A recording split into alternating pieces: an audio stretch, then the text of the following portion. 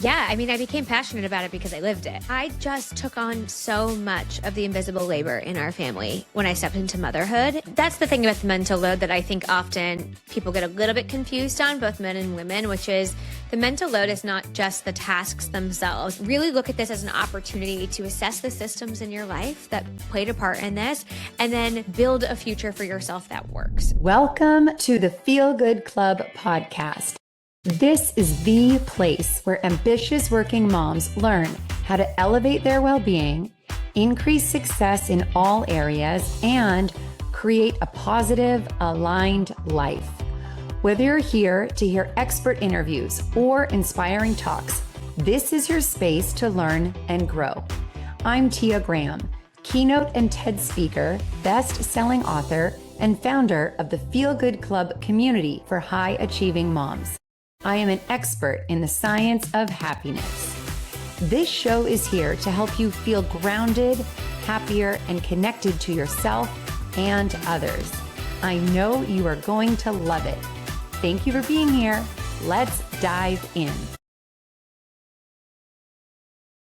In this episode, you are going to learn how to decrease your feelings of resentment, anger, frustration, and overwhelm as it relates to the invisible and mental load you have as a mom, as a partner, and taking care of the house and your career. You are also going to learn the exact steps to take to have fruitful, really helpful conversations with your partner and to start to make the invisible load visible and share all of the responsibilities. And also, you're going to learn how to increase the amount of time that you and your partner have to do things that you enjoy and that bring you more joy. My guest is Paige Connell. She's a working mother of 4 who shares relatable content on social media, highlighting everyday experiences. She shares candid insights of the mental load as it relates to home and work, and her content resonates with millions. Her insights have been featured on the Today Show, Good Morning America, and more. I can't wait for you to learn from Paige. Hi, Paige. Welcome to the show. Hi, thanks for having me. Of course. I can't wait for the listeners to get inspired from you, learn from you, and ideally take some action. So, how come you first became really passionate about the invisible load, the mental load, and really supporting moms? Yeah, I mean, I became passionate about it because I lived it. And so I think like so many other women, people say like, what radicalized you? And they'll say being a mother, right? Or marriage or whatever it is. And for me, it was just a combination of all of those things. I became a mother about 7 months before the world shut down with COVID. I had 2 toddlers, I was pregnant, and I just took on so much of the invisible labor in our family when I stepped into motherhood. And coming out on the other side, I was so angry and resentful and frustrated and was looking for any way to change. And so really my passion for it just came from lived experience and knowing that it didn't have to be like that. If I'd only known more, I might have been able to avoid it, but I didn't. And so I fell into what so many other women fall into. Yeah, two thoughts come up. Did anyone ever talk to you about the invisible mental load before you became a mom? Because I don't think anyone talked to me about it.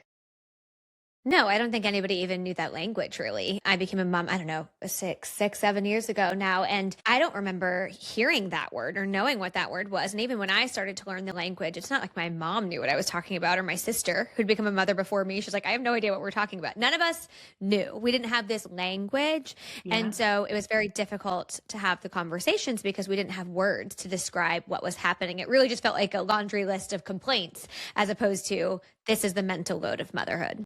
Right. And it sounds like your primary emotion, there was a lot of anger. For me, it was because I've been a mom for 11 and a half years. And I think back to the early years and, before my husband and I started talking about this, it was a lot of sadness, guilt, a lot of guilt with the working and the invisible and everything. And then resentment. of like, Hmm. why is this so much harder for me? So can Yeah. you relate to those emotions too? I don't know that I felt sadness. I was exhausted and burnt out, and I definitely had guilt. And my guilt wasn't, it was around this idea of like, it felt like you could never do enough or be enough or get enough done in a day. And my resentment was really directed towards my partner. And now when I look back, my resentment really is towards the systems that create these dynamics. It wasn't necessarily his fault at the time. It felt like his fault that all of this was happening in our lives. But yeah, resentment is the number one thing that I think I grappled with. And resentment is really hard to identify when you're in it because it kind of feels just like a combination of many, many feelings. And I think so many women go through that feeling of resentment when becoming parents. Yeah, yeah, absolutely. And you're right. I think there's so many emotions and thoughts happening at once.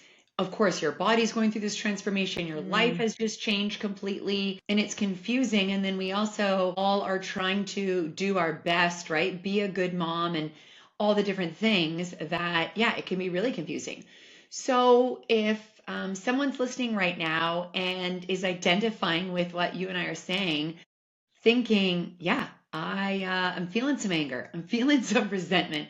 I'm feeling overwhelmed or burnt out or stressed or guilt with everything on my plate. Can you walk through the first steps to really start moving in the right direction?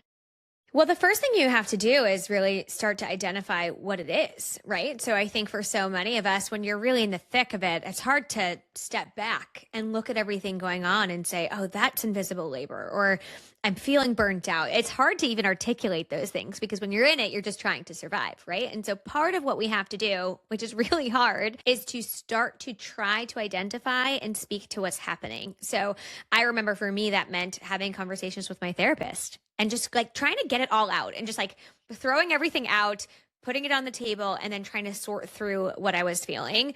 For other people, you might talk to your sister or your mom or your best friend. But I actually really think starting to articulate what you're feeling can be really, really helpful in just beginning to identify for yourself what it Hmm. is you're grappling with.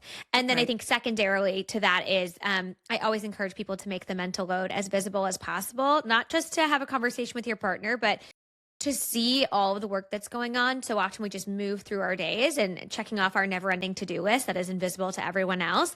But when you make that work visible on a notepad, in your reminders app, in a spreadsheet, whatever, when you make that visible, it becomes real for not just your partner, but for you too. You can say, look at all of these things that I've done in 1 week, 1 day. No wonder I'm feeling this way. Right. Right.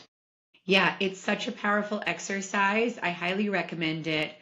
When I did mine, I used an Excel spreadsheet and then I put down the minutes that I'm Mm, thinking about the things and then the time of doing the things, right? And so, right. and I love on your Instagram, and everyone listening, follow Paige on Instagram. She is a page turner. Every little thing that you think about, right? Whether it be thinking about the snow boots and then getting the snow boots, or thinking about, wow, your kid's struggling socially. I need to set up play dates. Who could be then doing? And when I showed my husband the amount of time that I was thinking about the things, let alone Mm, doing the things, he was like, oh my God, you spend that much time thinking about that?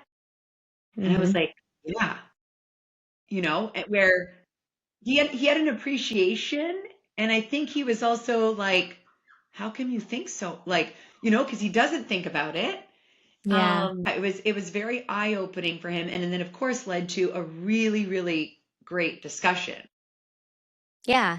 Yeah. That's the thing about the mental load that I think often people get a little bit confused on, both men and women, which is the mental load is not just the tasks themselves. It's not filling out the forms or cooking dinner or ordering the kids' clothes.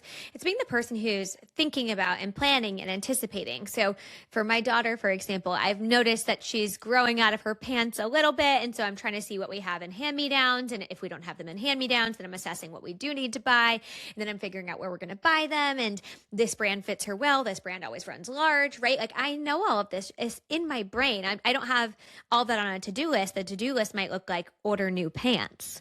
But for 2 weeks, I've been assessing everything in her closet essentially before I buy the new pants. And so that's the work that we often don't see, that is hard to label and hard to quantify. To your point, it's hard to say, like, I spent this much time thinking about this, because we don't tend to stop. Yeah, we don't stop and think about it because we're thinking about the pants while we're washing the dishes. It's not like we're doing so much it's not at this one like time. singular, and we're thinking about the pants while we're also thinking about work and the kids' school and something that we're doing for our mom. I mean, it's like this constant churn, right?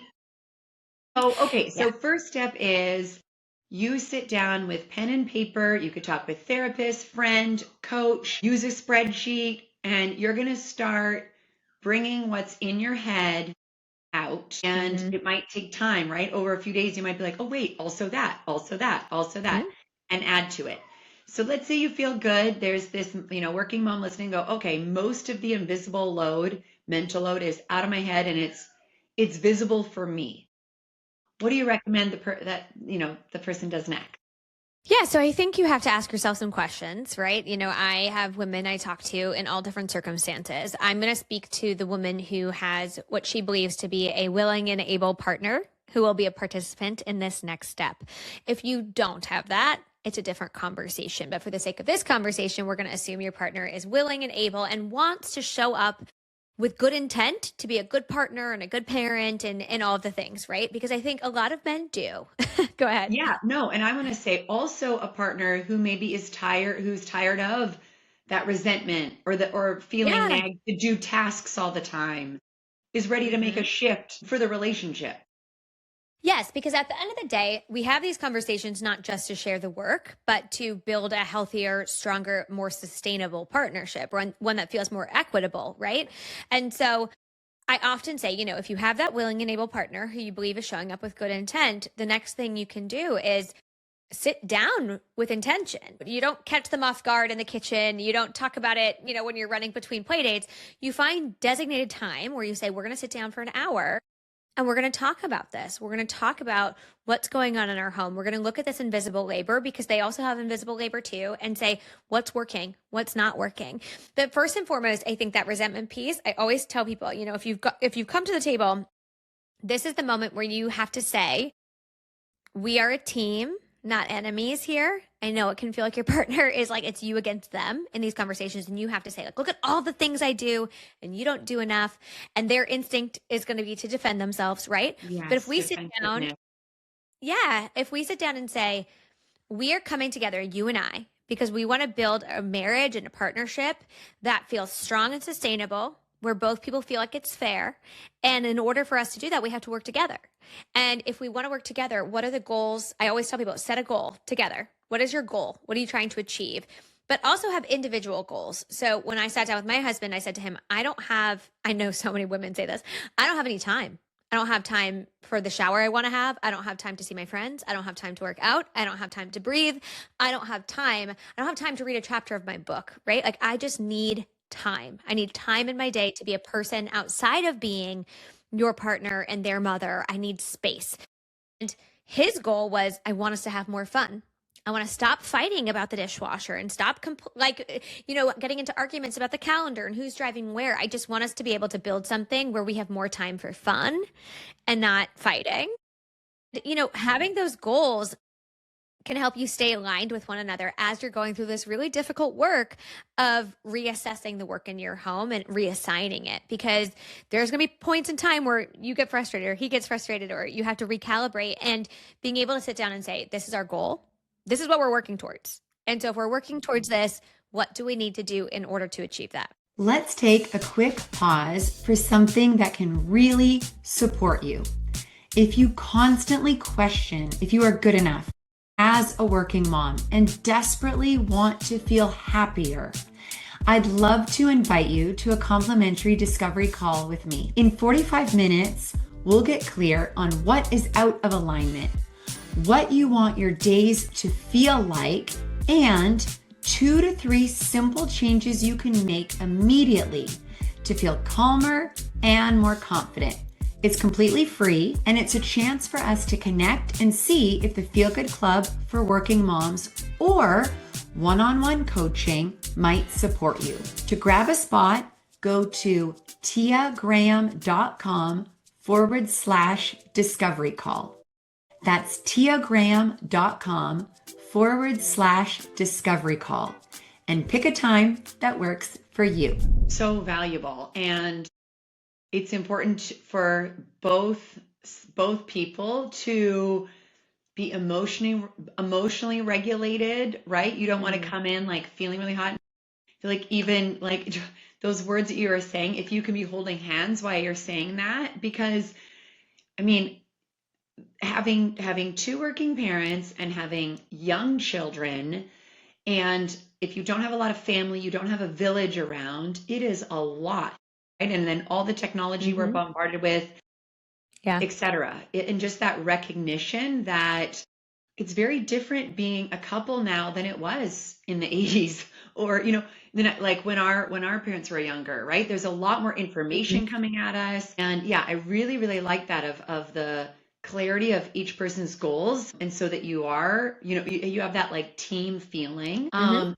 so when someone starts working with you, do you find that it takes a little while to start making the shift? And I want to say transferring some of the invisible mental load so it is more equitable, and maybe how long does that take? If there's someone listening going completely, we are completely not equitable right now. Yeah.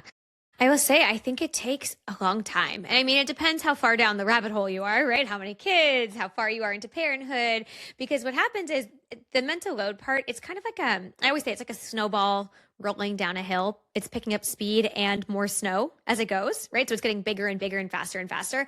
Yes. That's what the mental load feels like. It's small at first, and then it just grows over time. And so you have to expect, how long did it take us to get here? That might be how long it takes us to get back out of here, right? So you have to have some tolerance for that. For my husband and I say it took us about 18 months to fully kind of get through this work. And that 18 months was not all handing off the mental load. I will say, like, step one, I think the thing people find easiest is handing off actual tasks, cooking dinner, folding laundry, picking kids up, right? That part is pretty easy. You can look at it on paper and say, like, you do this, I do this. There we go. And you get a little time back with task delegation. You do. But then, and that's where my husband and I started. So for example, he took on dinner. He's like, I like cooking dinner. I'll take dinner. And I was like, great. Cause I hate cooking dinner and coming up with dinner for 4 kids. It's my nightmare. It's my nightmare. I was like, I don't want to do this.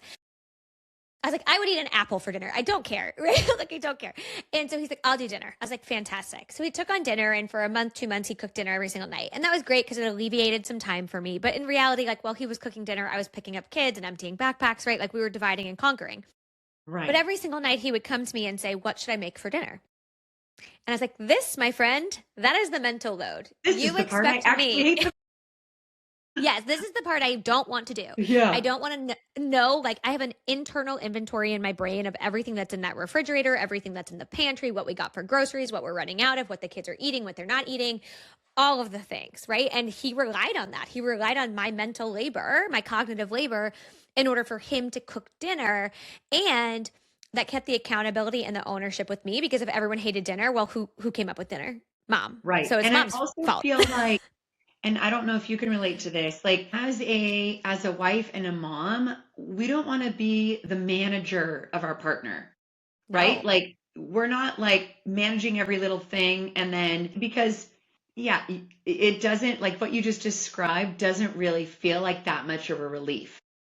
No. And it doesn't feel good for either person. Like, your partner doesn't want you to be their manager. You don't want to be their manager. You want to be partners, right? You want to be peers.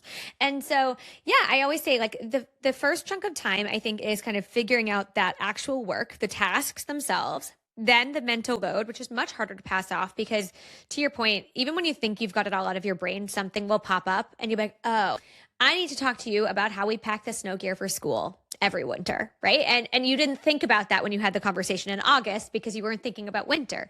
And so you go through this over time. It takes a long time. And then I think the last part that I really think is really important is once you are in a good groove of the actual work and the mental load that goes along with that work, and you're sharing that in a way that feels fair, it's building what I call time equity. Do you both have equal time for rest? Do you have time to work out? Do you have time to see your friends? Do you have time to take that shower, right? Do you have a fair share of time? And if not, how do we reassess and adjust? Because the data shows there is a gap in the way men and women spend their time, where women are doing more childcare, more domestic labor, and men have more time for fitness, hobbies, rest, all of these things. And so we have to also not just alleviate the work and pass that off, but look at how we're spending our time so that both people can feel like they have time to be rested and relaxed and to, reinvigorate themselves, right? Like some of these things No, just make we you feel need like to a person. be, Yeah. yeah, no, I mean, I researched the science of happiness, and this is so vital, especially as parents, right? Because Mm, how we are emotionally directly affects how the kids are emotionally and psychologically. hmm. And if you're not taking care of yourself and taking that time, you are going to be grumpier, more nitpicky. You're going to be fighting more because you're going to have more of a negative, pessimistic Hmm. mindset. Like it is so, so important. And two things popped into my mind when you were talking is number one, if both people feel like we don't have time based on the kids and work and house, we don't have time to exercise or see our friends, whatever, then maybe you need to stop doing something. Like maybe it's Mm, not 4 dance classes a week, or maybe it's not this, yeah. or maybe whatever it is, right? Like, because you can't do everything. What are your priorities? What are your values? And then the second thing that popped in is there's this awesome TED talk of this man who recently got divorced. And he talked about if him and his wife, and they're both working with kids, had acted like they were divorced while they were married, they would still be together. And he didn't want to get divorced, meaning they gave each other time, right? When you're divorced, your kids go back and forth, and guess what? Like you see girlfriends, you work out, you whatever. So, on a weeknight, like trade off. And wait, why don't you tell the listener right now about your weekend mornings? Because Yeah. you have a cool thing that's kind of like what I'm talking about. Yeah, it's very similar to this. My husband and I do a lot of, you know, parenting on our own where we're not parenting together. And I feel like this feels counterintuitive to a lot of people. They're like, we should do everything together with the kids if we And can. Paige, how many kids do you have? Young I kids? have four. I have four kids. My youngest is 3, so she's getting a little bit older. I'm out of the toddler-ish phase. But what we've done is we very intentionally found ways to split up our time where one of us will take the kids and the other person will have time for themselves. So on the weekends in particular, what we have found is obviously during the week, he's up early for work, I'm up with the kids. Neither of us ever sleeps in past like 6:30, right? Like as a parent, we're like, we're up, we're all up. And we both were really missing time to just like have a relaxing morning, a quiet morning where you didn't have to pop out of bed and do something for someone. And so every single Saturday morning, my husband sleeps in till 8:30 or 9. And I know that doesn't sound like sleeping in to people without No, children, no, but no. That is for people sleeping with in. children, Yeah. um, he'll sleep until 8:30 or 9, depending on the kids' activities. And I will get the kids up, dressed, fed, ready. I'll get the bags packed for gymnastics and baseball, wherever we're going. And when he comes downstairs, we're off to the races. I head one way, he heads the other way, or we go together. And then on Sundays, it's my day. So I sleep in on Sundays till 8:30 or 9. I come downstairs and my husband has done the same thing, dressed, fed, ready. This week it was for ski lessons. I came down, they were already in their snow pants and we were out the door.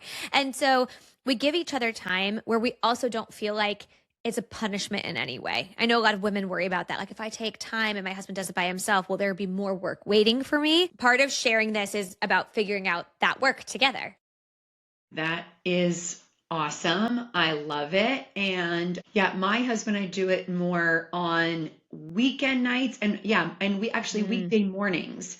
So he works more hours than me, but there'll be lots of mornings where he does the whole morning routine and I'm in my home office, or I'm nice. exercising, or because we have 2 kids, and there doesn't need to be, yeah, there is this feeling that it's like everyone needs to be together all the time. And of course, family time all together is great, but yeah, you don't need it all the time at all. So, are there any other resources or tools related to the invisible load, having more equity, kind of the conversations? In addition Hmm. to this conversation, maybe you have some resources too that the listener can can look into, can use if they're like, wow, I really need to start on this path and this journey, or maybe move forward on this path?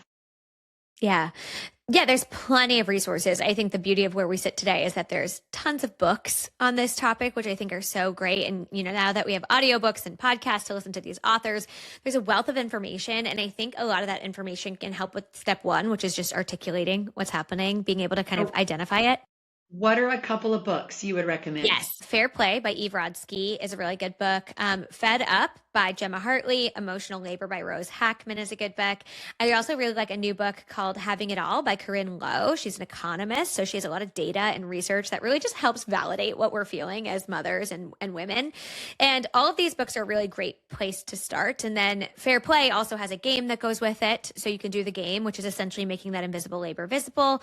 But there's also amazing apps and tools. There's an endless, I think, supply of people in this space now who are looking to help us figure this out. And so I really like the app Persist, which is good for identifying this work and then sharing it with a partner. And so if you're a family that likes tools and apps, that's a really great place to start.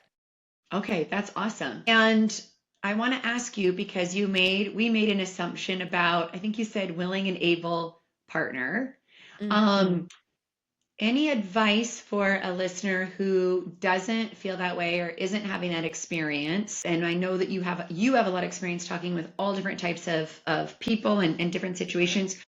What advice would you give to someone saying, yeah, I've tried to talk about this and I'm not really getting the support? What are your thoughts on that? Yeah, I think unfortunately that's a really hard conversation to be having. And a lot of women find themselves in this position and they're asking themselves, do I say and suffer and just deal with it and let this be kind of the way it is in my relationship, or the alternative, which is to leave and to figure out something different for our family? And those are really hard conversations to be having. And I think if you have the privilege to be able to access therapy and have that kind of support, it can be invaluable. Yes. I think that's so important. And then also being able to have access to a financial expert, somebody who can help you navigate that too. If you're choosing to kind of leave or do something different, what does that look like? Not just day to day, but financially for my family and feeling really safe and secure there. Those are the two major things that I think I recommend to people who are able to do that. Yeah. Really, really good advice. And for the working mom who's listening, in addition to everything that you've shared, any other pieces of advice or thoughts of wisdom that you would want to share based on all of your experience, your knowledge, your research, because you're a wealth of knowledge in this area? What else would you want the listener to walk away with? Yeah, I think one of the number one things that so many of us feel is guilt, right? You mentioned this guilt and sometimes embarrassment that we've ended up in these positions where we're burnt out and exhausted and maybe not enjoying the life that we built that we thought we would love. I'm going to add in inadequate, just feeling like you're not good enough. Mm-hmm. Exactly. And so often we place that blame on ourselves and we say, I did something wrong. I took a wrong turn. I didn't plan enough. I didn't set high enough standards, whatever it might be. And society at large often tells us that you should have known better, right? You should have prepared better. So much of this dynamic exists and is by design. It's intentional, right? Like we don't have affordable childcare or paid parental leave. We have the motherhood penalty. We have all these things kind of stacked against us that put us in this position. And so it's very difficult. Right. To avoid. And so one thing I always like to leave women with, which is if you've ended up here, it's likely not your fault. And there's no need to place further blame or criticism on yourself.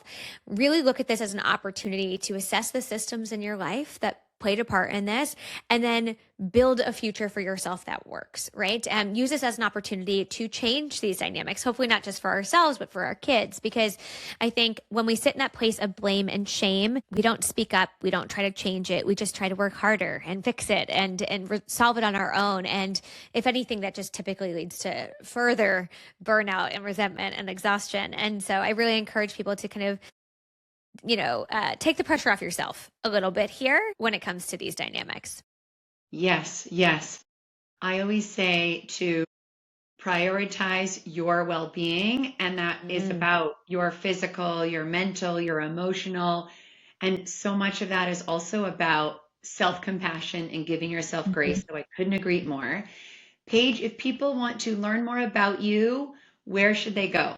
Yeah, you can find me on pretty much every social media platform at She Is a Page Turner. I have a website, she'sapageturner.com. I'm also on Substack and LinkedIn. My name is Paige Connell over there. And so, yeah, you'll find me all over the internet. Love it. Thank you so much for coming on the Feel Good Club, and thanks for all of your knowledge and inspiration. Thank you. Thank you for joining me on the Feel Good Club show. I hope today's episode left you feeling inspired and equipped to take on your day with confidence, self-love, and joy. If you enjoyed this episode, please subscribe, leave a review, and share it with your fellow ambitious working moms. Remember, you are not alone on this journey. We're all here to support each other in feeling good and living our best lives. Until next time, take care and be hopeful. And remember, prioritize your happiness.